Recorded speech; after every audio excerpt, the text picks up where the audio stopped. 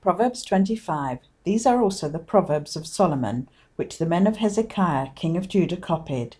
It is the glory of God to conceal a thing, but the glory of kings is to search out a thing.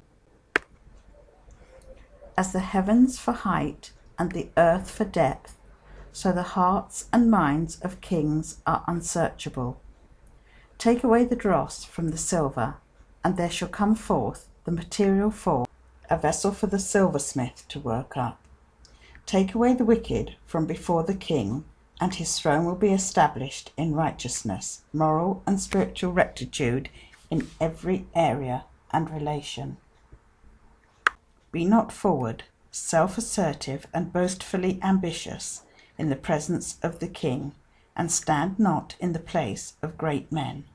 For better it is that it should be said to you, Come up here, than that you should be put lower in the presence of the prince, whose eyes have seen you. Rush not forth soon to quarrel before magistrates or elsewhere, lest you know not what to do in the end when your neighbour has put you to shame. Argue your cause with your neighbour himself. Discover not and disclose not another's secret, lest he who hears you revile you and bring shame upon you, and your ill repute have no end. A word fitly spoken and in due season is like apples of gold in settings of silver.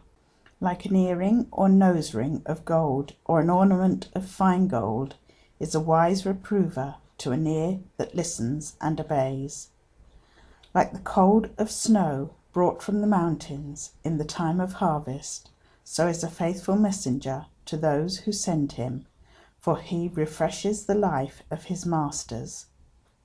Whoever falsely boasts of gifts he does not give is like clouds and wind without rain.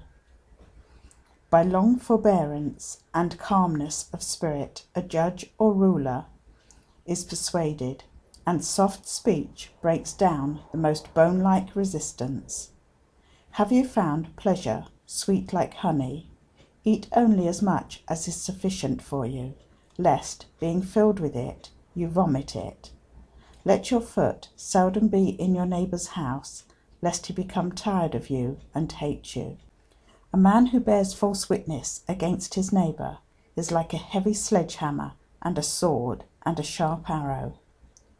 Confidence in an unfaithful man in time of trouble is like a broken tooth or a foot out of joint. He who sings songs to a heavy heart is like him who lays off a garment in cold weather, and like vinegar upon soda. If your enemy is hungry, give him bread to eat, and if he is thirsty, give him water to drink. For in doing so, you will heap coals of fire upon his head, and the Lord will reward you. The north wind brings forth rain, so does a backbiting tongue bring forth an angry countenance. It is better to dwell in the corner of the housetop than to share a house with a disagreeing, quarrelsome, and scolding woman. Like cold water to a thirsty soul, so is good news from a far home country. Like a muddied fountain and a polluted spring is a righteous man who yields, falls down, and compromises his integrity before the wicked. It is not good to eat much honey, so for men to seek glory, their own glory, causes suffering and is not glory. He who has no rule over his own spirit is like a city that is broken down and without walls. Proverbs 26. Like snow in summer and like rain in harvest, so honour is not fitting for a self-confident fool. Like the sparrow in her wandering, like the swallow in her flying, so the courseless curse does not alight. A whip for the horse, a bridle for the donkey, and a straight slender rod for the backs of self-confident fools. Answer not a self-confident fool according to his folly, lest you also be like him. Answer a self-confident fool according to his folly, lest he be wise in his own eyes and conceit.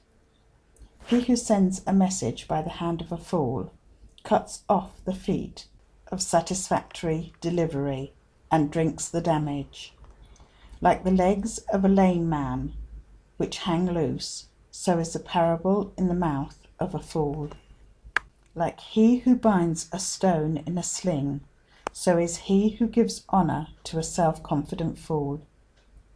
Like a thorn that goes without being felt into the hand of a drunken man, so is a proverb in the mouth of a self-confident fool. But like an archer who wounds all, so is he who hires a fool or chance passers-by. As a dog returns to his vomit, so a fool returns to his folly. Do you see a man wise in his own eyes and conceit? There is more hope for a self-confident fool than for him. The sluggard says, "There is a lion in the way, a lion is in the streets." As the door turns on its hinges, so does the lazy man move not from his place upon his bed. The slothful and self-indulgent buries his hand in his bosom. It distresses and wearies him to bring it again to his mouth. The sluggard is wiser in his own eyes and conceit than 7 men who can render a reason and answer discreetly. He who passing by stops to meddle with strife, that is none of his business, is like one who takes a dog by the ears. Like a madman who casts firebrands, arrows, and death, so is the man who deceives his neighbour, and then says, "Was I not joking?" For lack of wood the fire goes out, and where there is no whisperer, contention ceases. As coals are to hot embers, and as wood to fire, so is a quarrelsome man to inflame strife. The words of a whisperer or slanderer are like dainty morsels, or words of sport to some, but to others are like deadly wounds, and they go down into the innermost parts of the body, or of the victim's nature. Burning lips, uttering insincere words of love, and a wicked heart are like an earthen vessel, covered with the scum thrown off from molten silver, making it appear to be solid silver. He who hates pretends with his lips, but stores up deceit within himself. When he speaks kindly, do not trust him, for 7 abominations are in his heart. Though his hatred covers itself with guile, his wickedness shall be shown openly before the assembly. Whoever digs a pit for another man's feet shall fall into it himself, and he who rolls a stone up a height to do mischief, it will return upon him. A lying tongue hates those it wounds and crushes, and a flattering mouth works ruin.